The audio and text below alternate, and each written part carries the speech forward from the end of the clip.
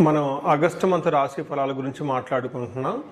ఇందులో ఒక్కొక్క రాశి కంటే 12 రాశుల వారికి ఈ ఆగస్టు మంత్లో ఎలా ఉంది ఏంటి అని తెలుసుకోబోయే ముందుగా ఈ ఆగస్టు మంత్ యొక్క విశిష్టత, అందులో ఉన్న పండగలు, పర్వదినాలు, విశేషాలు ఏంటో తెలుసుకున్నాము. ఇందులో చూసుకుంటే ఈ ఆగస్టు మంత్ సంకటహర చతుర్థి నుంచి స్టార్ట్ అయ్యి మరలా సంకష్టహర చతుర్థితో ఈ మంత్ అంతా అయిపోతుందని మనం చెప్పుకోవాలి. ఇందులో ఇంకా మనకి ముఖ్యమైన పండుగలు ఏమున్నాయంటే, ఫస్ట్ వచ్చేటప్పటిగా మనకి సికింద్రాబాద్ బోనాలు, హైదరాబాద్ బోనాలు, వీటితో పాటుగా గురుమౌఢ్యమి త్యాగం అంటారు. అంటే ఇప్పటిదాకా మనకు గురుమౌఢ్యమి నడిచిందండి. ఎప్పుడైతే 12వ తారీఖు తర్వాత మౌఢ్యమి వెళ్ళిపోతుంది, అక్కడి నుంచి శుభకార్యాలు చేసుకోవచ్చు అని మనం చెప్తూ ఉంటారు. వీటితో పాటుగా మనకి నాగపంచమి అని చాలామంది ఎక్కువగా చేస్తూ ఉంటారు. ఎవరైతే కాలసర్పదోషాలు, నాగ అన్న పేరు పెట్టుకున్న, మానస అన్న పేర్లు పెట్టుకున్న వాళ్ళంతా కూడాను ఈ యొక్క పిల్లలు కావాలనుకునే వాళ్ళు ముఖ్యంగా చాలా ఇంపార్టెంట్. నాగపంచమి అందరూ సెలబ్రేట్ చేసుకోవాలి. ఆ తర్వాత మనకు వచ్చేది వరమహాలక్ష్మి వ్రతం మనం చేసుకుంటాం. అందరం చాలా కళ్ళ పండగ శోభాయమానంగా. అది 21వ తారీఖు ఉంటుంది. తర్వాత మనకి జంధ్యాల పౌర్ణమి, దీనిని రాఖీ పౌర్ణమి లేదంటే గాయత్రి యొక్క మనకి గాయత్రి మాత పుట్టినరోజు అని మనం సెలబ్రేట్ చేసుకుంటూ ఉంటాం అన్నమాట. ఈ ప్రకారంగా అనేక రకమైన శుభకార్యాలు, తర్వాత శ్రావణ మాసం కూడా మనకు స్టార్ట్ అవుతుంది. ఇవన్నీ ఉన్నాయి కాబట్టి ఎన్నో పండగలు, విశేషాలు, పర్వదినాలు కలిగిన ఈ యొక్క ఆగస్టు మంత్లో అందరికీ అష్టైశ్వర్యాలు కలగాలని, భోగభాగ్యాలు కలగాలని, చక్కగా ఉండాలని చెప్పేసి కోరుకుంటూ ఒక్కొక్క రాశి వాళ్ళకి ఎలా ఉంది మనం చూద్దాం.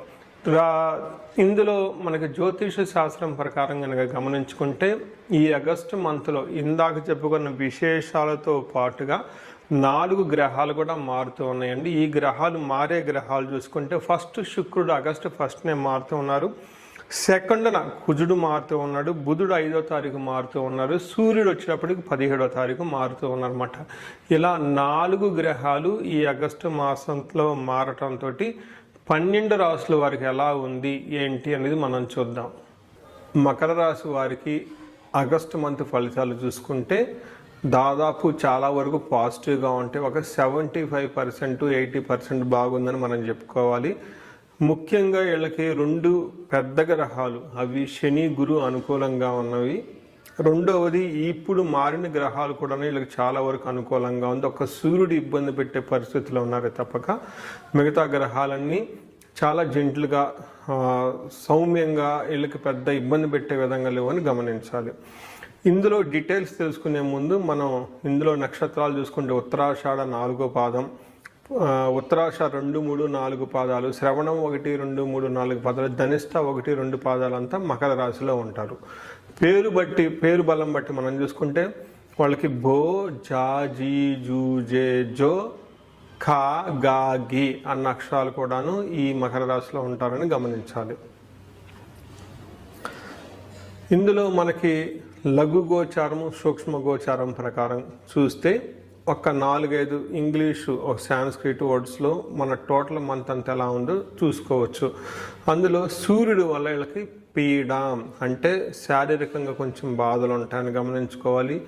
కుజుని వల్ల సంపద, ధనం వచ్చే అవకాశం ఎక్కువగా ఉంటుంది. శుక్రుని వల్ల స్త్రీ సుఖ ఆప్తి అంటే స్త్రీల ద్వారా మంచి లగ్జరీ, కంఫర్టబుల్గా ఉండే రెండిటి వల్ల బెనిఫిట్ ఉంటుంది. అంటే happiness through gains and wife అని మనకు చెప్పుకోవచ్చు ఇంగ్లీష్లో. అలానే బుధుని వల్ల విరోధం, మీరు ఏదైనా పని ఉత్సాహంగా చేయాలనుకుంటే మిమ్మల్ని ఆటంకపరిచే వాళ్ళు ఉంటారని గమనించుకోవాలి. అందుకని మీరు గమనించుకుంటే దాదాపు ఒక 75% వరకు పాజిటివ్గా ఉంది. ఒక 20% మాత్రం అక్కడక్కడ ఇబ్బందులు వచ్చే అవకాశం ఎక్కువ ఉందని గమనించుకోవాలి. ముఖ్యంగా సూర్యుడు వీళ్ళకి 8th హౌస్లో ఉండటం వల్ల కొంచెం ఇబ్బందికర పరిస్థితులు ఉంటాయని చెప్పుకోవచ్చు. సూర్యుడు గ్రహరాజు కాబట్టి ఆయన యొక్క ప్రభావం చాలా ఎక్కువగా ఉంటుంది. ఎప్పుడైతే సూర్యుడికి వీళ్ళకి 8th హౌస్లో ఉన్నారో, అంటే సింహరాశిలో ఉన్నారో, ఏమని చెప్తారంటే సంస్కృతంలో ఒక శ్లోకం ఉంటుంది, దుర్దోష శత్రు సంవాదో గమనాగమన వ్యధ దుఃఖ వార్తాశ్రుతం చైవ అష్టమస్తే యథా రవిహి అంటారు. అంటే దుర్దోష, ఈ రాశి వాళ్ళకి కొంచెం దురుద్దేశం ఎక్కువగా కలుగుతుంది, శత్రువులతో గొడవలు పెట్టుకునే అవకాశం ఎక్కువగా ఉంటుంది. గమనాగమన వ్యధ అంటే వచ్చేటప్పుడు ట్రావెల్స్ అటు ఇటు చేసేటప్పుడు ఆటంకాలు ఉంటాయి. దుఃఖ వార్త శృతం చేయవ, మిమ్మల్ని ఇబ్బంది కలిపే ఒక వార్త మీరు వినే అవకాశం ఎక్కువగా ఉంటుంది. ఈ టైంలో ధనం కోల్పోయే అవకాశము, అతిగా భయపడే అవకాశం కూడా ఎక్కువ ఉంటుందని గమనించుకోవాలి. సో చూసారు కదండి, సూర్యుడు కొంచెం ఈ రాశి వారికి ఇబ్బంది పెట్టే విధంగా ఉన్నారు, కానీ మిగతా గ్రహాలు అనుకూలంగా ఉన్నాయని మనం చెప్పుకోవచ్చు. ఇందులో చూసుకుంటే డీటెయిల్స్, మంగళుడు వల్ల అంటే కుజుని వల్ల, కుజుడు 6వ స్థానంలో ఉండటం ఇది చాలా మంచిది. ఆల్మోస్ట్ వీళ్ళకి ఆగస్టు నుంచి సెప్టెంబర్ 15 ఒక 45 డేస్ వరకు కుజుడు బాగా చక్కగా యోగ్యతను ఇస్తున్నాడని మనం చెప్పుకోవాలి. కుజుడు ఏ విధంగా వీళ్ళకి యోగ్యతను ఇస్తాడు అనేది ఒక సంస్కృతంలో ఒక శ్లోకం ఉంటుంది, దాని మీనింగ్ మనం చెప్పుకొని ముందుకెళ్దాం. వస్త్రలాభో ధాన్యలాభో ధనలాభ యశస్తద మనోల్లాస ధర్మసిద్ధి షష్టమస్తే భవేత్ కుజ అనే ఒక శ్లోకం ఉంటుంది. దీని ప్రకారం వస్త్రలాభం, షాపింగ్ చక్కగా చేస్తారు, ధాన్య లాభం, ధనం చక్కగా ఉంటుంది, ధనం బాగుంటుంది, ధాన్యం బాగుంటుంది, యశ తదహ కీర్తి ప్రతిష్టలు కూడా చక్కగా ఉంటాయి అని మనం చెప్తారు. అంతేకాకుండా మనోల్లాస, మైండ్ అనేది చాలా కాన్ఫిడెంట్గా ఉంటారు, టెన్షన్స్ లేకుండా ఉంటారు. దీనితో పాటు ధర్మసిద్ధి అంటే ధర్మ బుద్ధి ఉద్దేశంతో ప్యూర్ ఇంటెన్స్తో మీరు ఏదైనా కనుక పని చేస్తే మీకు చక్కగా కలిసి వచ్చే అవకాశం ఉందని చెప్పుకోవచ్చు. వీటితో కాకుండా కొన్నిసార్లు మీకు కొంచెం అవమానాలు జరిగే అవకాశం ఎక్కువగా ఉంటుంది. ఫ్రెండ్స్ లేదంటే భార్యాభర్తల మధ్య కొంచెం అనవసరమైన మిస్అండర్స్టాండింగ్స్ వచ్చే అవకాశం కూడా ఉందని గమనించాలి. ఓవరాల్గా కుజుడు చాలా చక్కగా మంచి సపోర్ట్ ఇస్తున్నారని చెప్పుకోవాలి. అయితే ఇంకొక గ్రహం శుక్రుడు అని చెప్పుకోవాలి. ఈ శుక్రుడు వచ్చేటప్పుడు 9వ స్థానంలో ఉన్నారు. శుక్రుడు ఎప్పుడైతే 9వ స్థానంలో వచ్చారో శుక్రుడు ఎప్పుడైతే 9వ స్థానానికి వచ్చారో ఇది మహాభాగ్య యోగం అంటారు. ఆ జన్మరాశిలో ఎవరికైనా 9వ స్థానంలో శుభగ్రహం ఉంటే మహాభాగ్య యోగం అంటారు. బట్ గోచారంలో కూడాను 9వ స్థానంలో శుక్రుడు ఉంటే బాగా కలిసి వస్తుంది అని చెప్తారు. దీనికి మనం అంటే వస్త్రలాభం, మహారోగ్యం, గురుభక్తి, షాద్ ధర్మకృత్, చిత్తశుద్ధి, అభిష్టార్థ, నవమస్తే భవేత్ భృగో అంటారు. అంటే వస్త్రలాభం, షాపింగ్ చేసుకుంటారు, మహా ఆరోగ్యం, ఆరోగ్యం చక్కగా ఉంటుంది, గురు భక్తి, పెద్దల యందు మంచి భక్తిగా ఉంటారు, వాళ్ళు చెప్పిన సజెషన్స్ తీసుకుంటారు, ధర్మకృత్ అంటే ధర్మ కార్యాలు చేస్తూ ఉంటారు.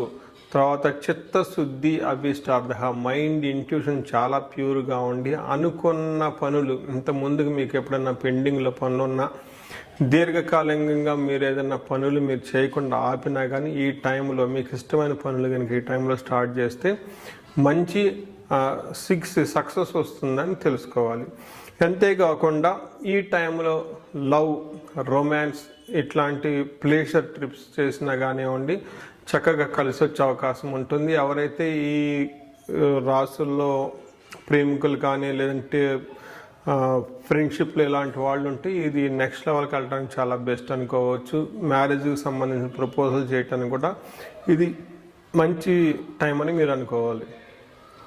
అయితే అంగగోచరం అనే ఒక కాన్సెప్ట్ ద్వారా నక్షత్రం ద్వారా కూడా ఈ రాశి వాళ్ళకి ఎలా ఉందో మనం తెలుసుకోవచ్చు. ఇందులో ఉత్తరాషాఢ, శ్రవణ, ధనిష్ట నక్షత్రాలు చూసుకుంటే ఉత్తరాషాఢ నక్షత్రం వాళ్ళకి ప్రమోషన్స్ వచ్చే అవకాశం ఎక్కువగా ఉంటుంది. వస్త్రలాభము అంటే కొత్తగా షాపింగ్ చేసే అవకాశం ఎక్కువగా ఉంటుంది.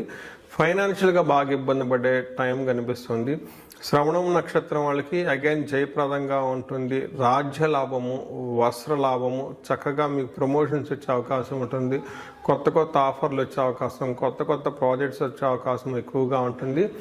కొంచెం ధనానికి ఇబ్బంది పడేది కూడా చూపిస్తుంది.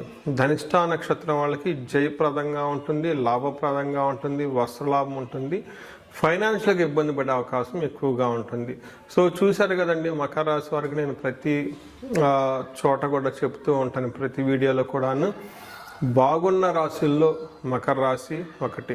అయితే ఇండివిడ్యువల్గా మీ యొక్క రాశిలో ప్రకారం ఎవరికైనా ఇబ్బందులు పడుతూ ఉంటే ఒక్కసారి టైం అనేది వేస్ట్ చేసుకోకుండా ఈ క్రింది కనిపిస్తున్న నెంబర్ ద్వారా మీరు కనెక్ట్ అవ్వండి, జాతక చక్రం చూపించుకోండి. తర్వాత పరిహారాలు చూసుకుంటే వీళ్ళు అన్నీ సహజంగా బాగుంది కాబట్టి ఒక సూర్యుడికి మాత్రం సంపూర్ణ శాంతి పూజలు అని అంటే సూర్యుడి గ్రహానికి జపాలు, దానాలు, తర్పణము, హోమము, అలానే సూర్య నమస్కారాలు చేయటం, సూర్యుడికి ఆర్ఘ్యం దానం చేయటం, కందుల్ని గోధుమల్ని ఆవులకి కొంచెం తినిపించడం, దానం చేయటం, వీటితో పాటుగా పితృదేవతలకి ఆరాధన చేసుకోవటం, పితృల సమాలన వాళ్ళతోటి వాళ్ళ ఆశీర్వాదం తీసుకోవటము. నెక్స్ట్ బాస్ ఆఫీస్లో ఉంటే వాళ్ళకి ఎదురు చెప్పకుండా చక్కగా వాళ్ళ